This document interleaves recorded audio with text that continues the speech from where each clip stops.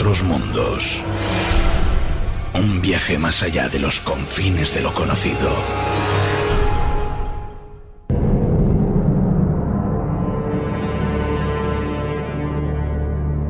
Misterios del séptimo arte.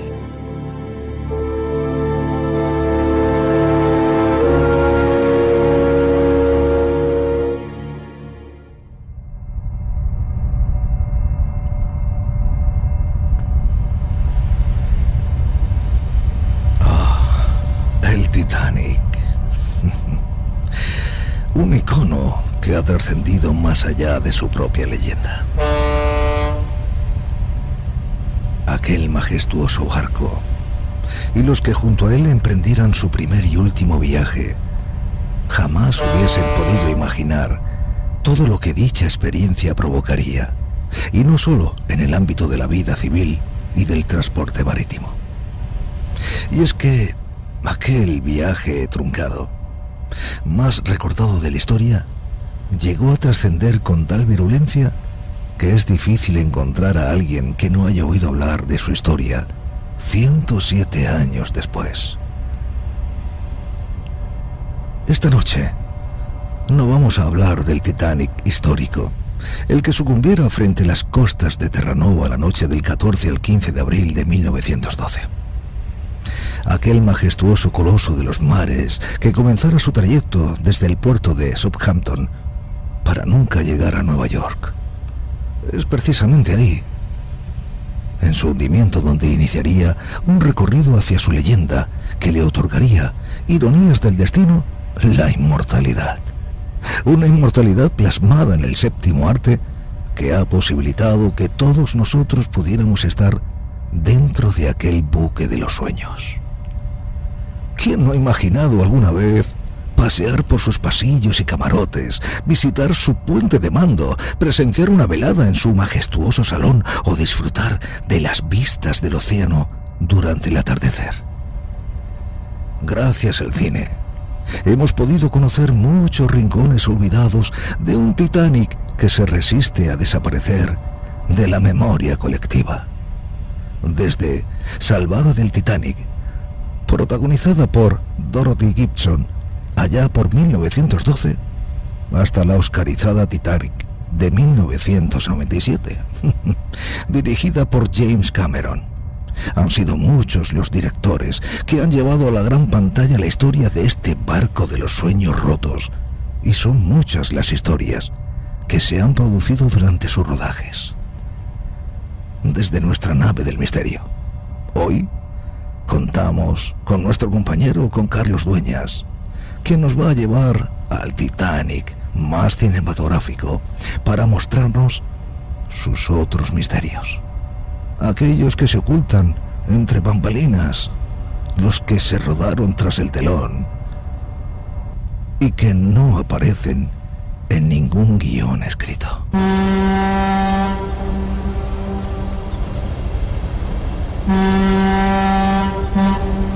Sin más dilación, os invito, queridos viajeros, a conocer al Titanic, pero al Titanic, como decía, más cinematográfico, para disfrutar de este viaje y se dejen llevar y sorprender una vez más por todo lo que rodea, como decía antes, a este insumergible, como así fue bautizado, a este barco de los sueños.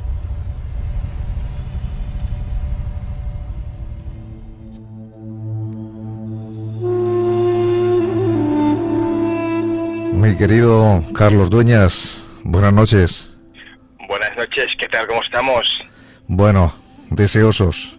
¿Por qué no decir otra cosa? Porque no te vamos a engañar. Queremos conocer, porque ahí está el interrogante, ¿no? Hablamos de otro hundimiento del Titanic y claro, la gente se preguntará, ¿hubo otro hundimiento? Bueno, pues esta noche se va a desvelar ese misterio o ese interrogante, porque para eso está Carlos Dueñas, para responder a la misma, ¿no? Bueno, Javier, querido Javier, y María también, saludos y buenas noches. Bueno, esto del otro hundimiento, de hecho, cuando se roda una película de esta envergadura, por el camino quedan bastante gente hundida, ¿eh? Te contaré la parte más gorda, la parte más fuerte, que fíjate, tú imagínate, tener una empresa de efectos digitales, ¿no? Cinesite, ¿no? Que era una filial de Digital Domain en su momento. Imagínate, y de repente que te llega un megacontrato de la Fox que te quiere hacer, oye, vamos a hacer Titanic, y te vamos a contratar los efectos digitales para ti. Y bueno, evidentemente te frotan las manos y dices, bueno, esto, un chollo, esto aquí nos hacemos ya de oro. Pues ni más ni menos que este contrato del Titanic provocó la quiebra, ¿no? Pues la suspensión de pagos de esta empresa. Y tú dirás, ¿cómo puede ser? Pues yo te lo voy a argumentar ahora, porque esto muy poca gente lo sabe. Y yo en mi tiempo que estuve en Los Ángeles, 5 añitos, allí pues conocí a mucha gente, entre ellos a Cristian del Conte, un técnico de efectos digitales de la Digital Domain, que me explicaba cosas como estas, ¿no? Que son alucinantes, ¿no? Si no fuesen reales te dirías, esto es increíble, pues esto pasó. Y os lo explicaré ahora al final. Yo me gustaría también pues contaros unas ciertas anécdotas técnicas, actorales, ¿no? De esta majestuosa película. No vamos a hablar ya en sí mismo de la película, porque quien más, quien menos la ha visto ya 5 veces, como menos. De hecho, es la única película que la propia distribuidora tuvo que cambiar muchas copias en salas de cine porque estaban literalmente quemadas, de tanto que estaban pasadas ya, o sea, quemadas. O sea, las tuvieron que cambiar al cabo de unos meses, de tanto que se pasó esta película por los cines. Uh-huh. Esta película empezó el rodaje, fueron 6 meses, interminables de rodaje. Empezó en septiembre del 96, acabó en marzo del 97 el rodaje de Titanic. Y fue, majestuoso, ¿no? Pues como el propio barco, ¿no? El Titanic, ¿no? El transatlántico, ¿no? Es una majestuosa película que costó la friolera de $200 millones. Ojo, 200, que para el 97 ya era, una auténtica burrada. De hecho, costó mucho más que lo que costó el auténtico Titanic de la época, ¿no? Uh-huh. La película, tuvo bastantes accidentes por el camino. Vamos a empezar un poco por el casting, si queréis. Claro. Os voy a decir los 3 actores que empezaron a hacer las pruebas, que de hecho si buceáis un poquito por internet encontraréis ya el que estaba más firme antes de contratar a DiCaprio. Entonces, el primero de todos fue Tom Cruise, que yo no me lo imagino, sinceramente. Uh-huh. No lo veo, Tom Cruise. El que estaba ya, que tenía más números, era el Matthew McConaughey, que ya hizo pruebas de cámara con Kate Winslet, que esta sí que desde el principio era la número 1, no había otra.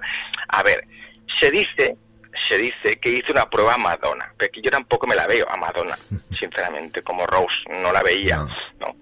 Evidentemente, que luego hay una pequeña anécdota después, os la contaré, que tiene que ver con la canción de Celine Dion, ¿no? Uh-huh. Que es muy fuerte. El actor que ya estuvo más cerca del personaje de Jack era un actor que tampoco es muy conocido, se llama Jeremy Sisto, y podéis ver incluso hasta una secuencia completa filmada que está por YouTube, la podéis encontrar con Kate Winslet. No es que sí, está bien, daba el personaje, pero ninguno como DiCaprio, eso está claro. Quizás no sé si es porque ya lo tenemos todos, ¿no? En la memoria. También es cierto eso, sí.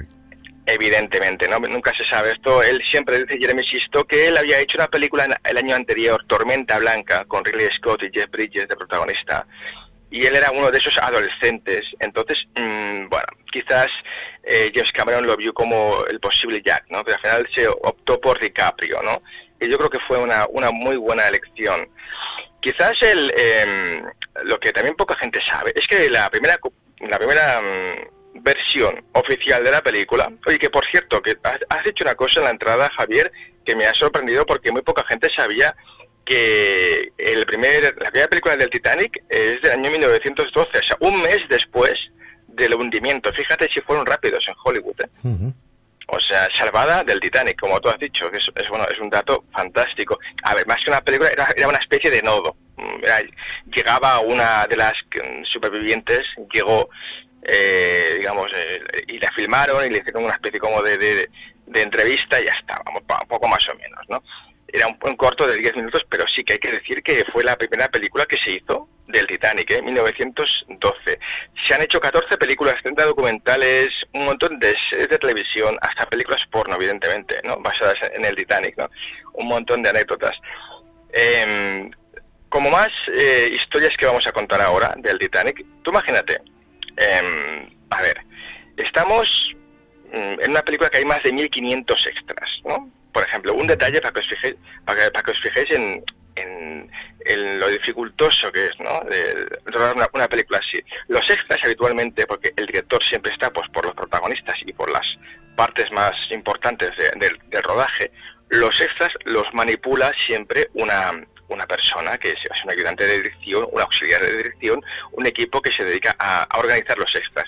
Pues como había un montón de extras que en un momento dado, en un plano, por ejemplo, hay un montón de planos, ¿no?, que tienen que correr de un lado para otro desfavoridos, ¿no?, que se está hundiendo el barco, ¿no? Evidentemente, a ver, ¿cómo lo organizaban esto? Pues lo escogían, que esto es muy interesante, es muy curioso, lo escogían en grupos por su signo zodiacal. O sea, cogían, venga, los Aries, los Leo, los Escorpio, a todos. Entonces, a cada grupo les daban unas acotaciones. Bueno, pues cuando digamos acción, los Leo tienen que hacer esto. Y luego ¿qué hacían? Los mezclaban todos entre sí y se provocaba el caos.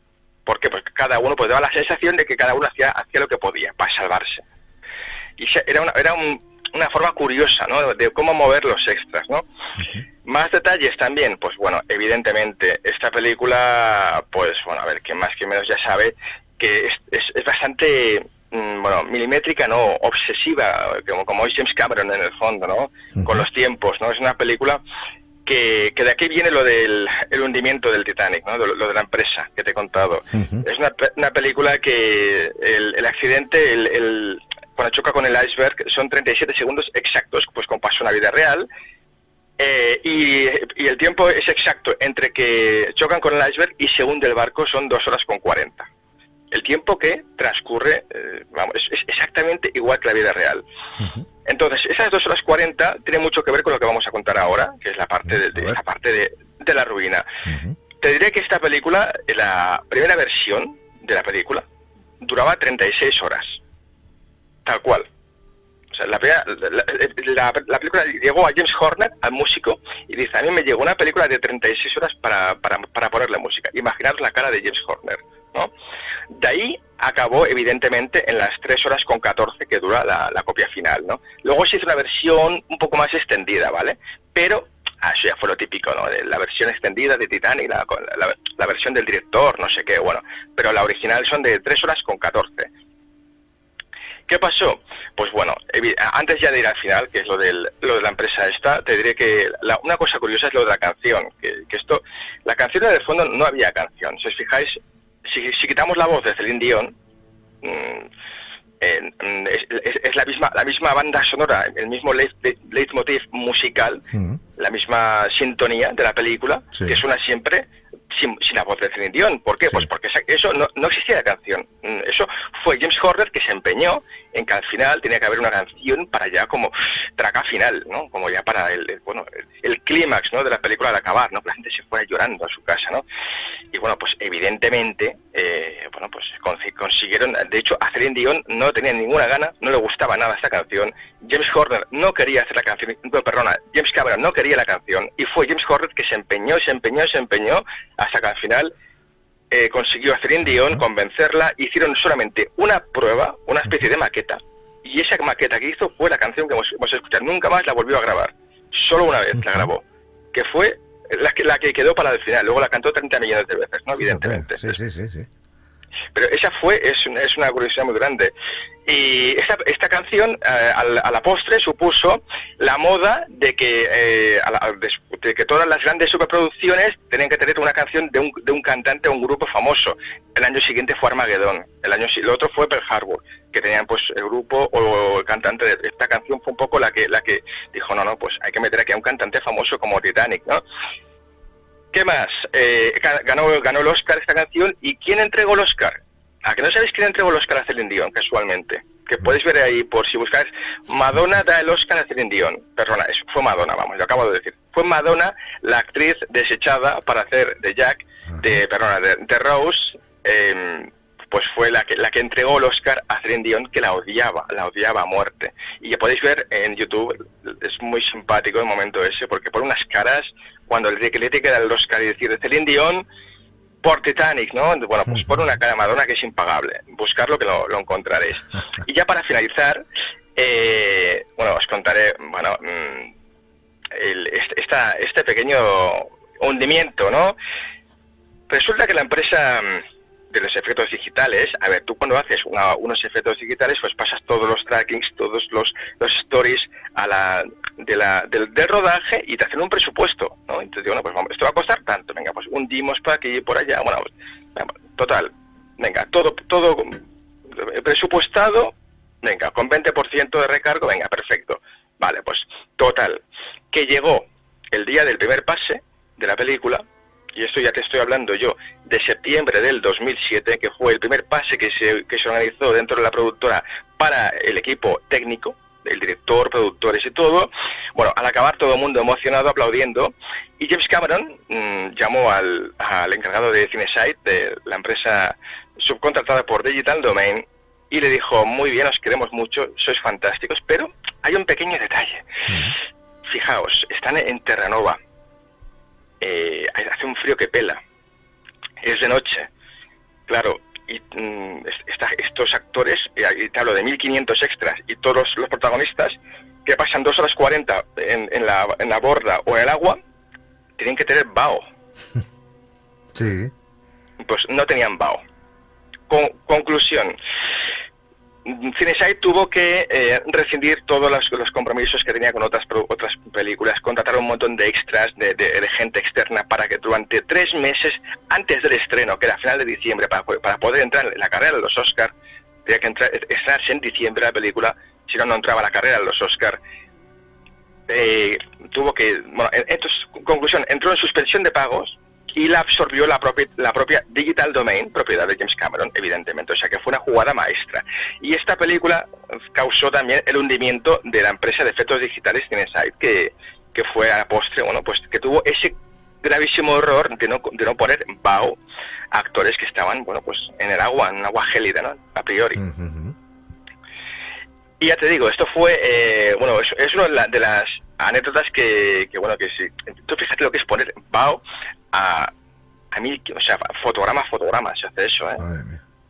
Fotograma a todos los personajes que hay en el plano. Uf. Imagínate lo que es eso, ¿eh? Y tanto, bueno, sí. Impresionante. Ya te digo.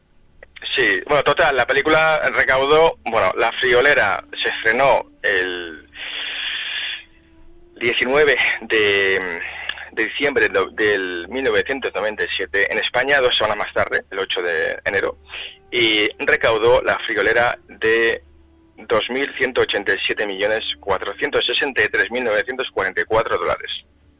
Uh-huh. Un negocio bueno, creo que hizo James Cameron con Redondo, esto. Sí. Redondito. Y sigue siendo la tercera película más taquillera de la historia, solo superada por la última de Vengadores y Avatar, que es también del propio James Cameron. Total, que vamos, yo creo que ha sido... Y también otra pequeña anécdota también te contaré, que fue la única película en la historia en la que estuvo nominada 2 actrices diferentes por el mismo personaje. Me refiero a Kate Winslet y Gloria Stewart, que es la anciana Rose. Uh-huh. Entonces estuvieron nominadas, que eso nunca ha pasado, ¿no? Que estén nominadas 2 actrices diferentes por hacer el mismo personaje, ¿no? Es una otra curiosidad, Javier. Uh-huh.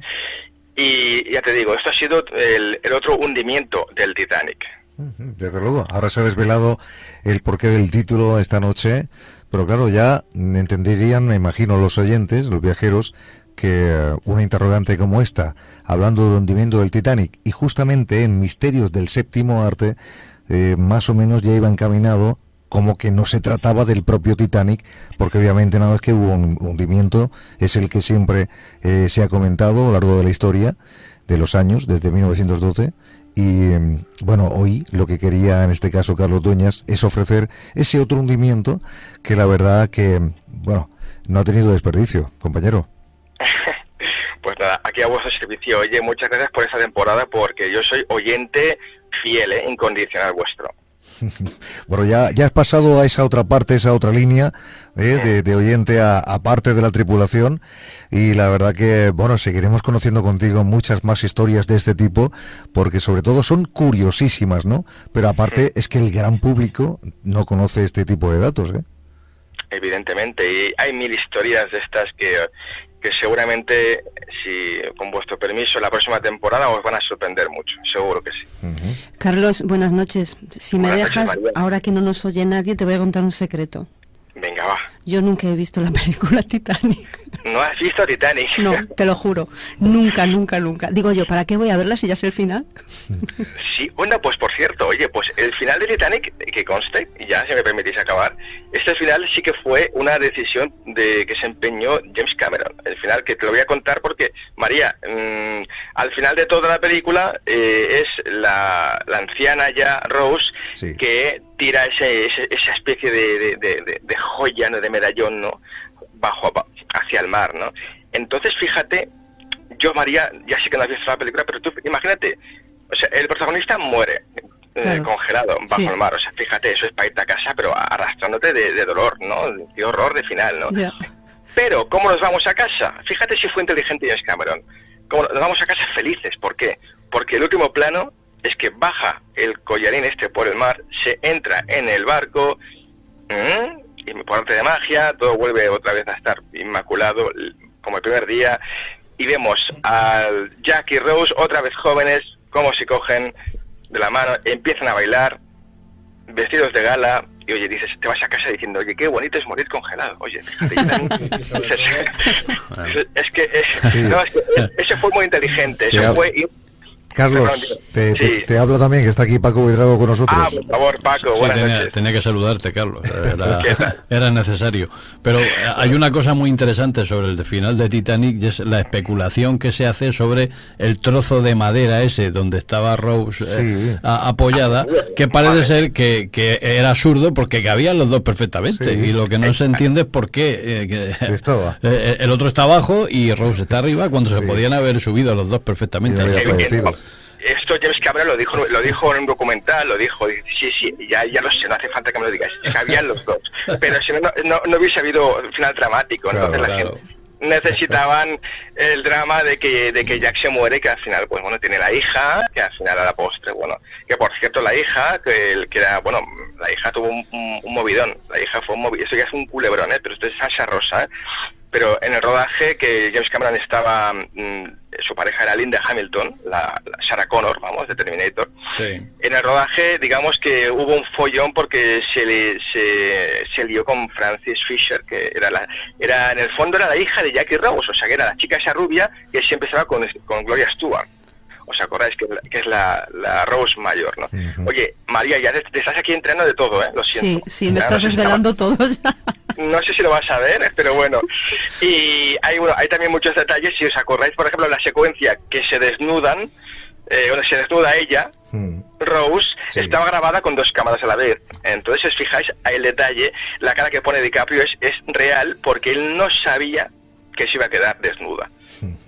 James Cameron le dijo por dentro, oye, tú sal afuera y te sacas el camisón, ¡puah!, y te quedas delante de él desnuda. Estaba todo planificado para que no se viese nada, pero la cara de DiCaprio fue real porque se quedó. De hecho, él se equivoca y lo dejaron en sonido, porque él se equivoca, se puso tan nervioso que estaba en el sofá para pintar, para dibujarla, y le dice, sí, oye, te puedes sentar en la cama. O sea, no, perdón, no es una cama, es un sofá, ¿no? Digo, ay, perdón, en el sofá, ¿no? Y eso le salió espontáneo, porque el tío se quedó, pero rojo. Además es que se le ve en la cara.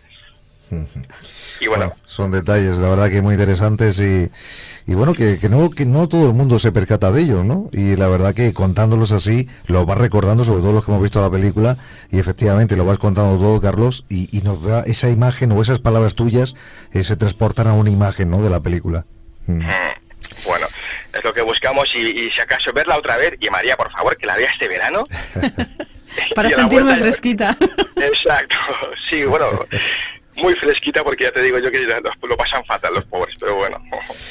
Muy bien, Carlos, pues llévate un fortísimo abrazo, gracias por todo esto que ofreces también, y bueno, que seguimos hablando, amigo, ¿eh? Por favor, aquí estoy para lo que necesitéis, 24 horas yo, como las farmacias. Venga, Venga, buenas lo dicho, noches. buenas noches, fuerte abrazo. Venga, un abrazo a todos, adiós.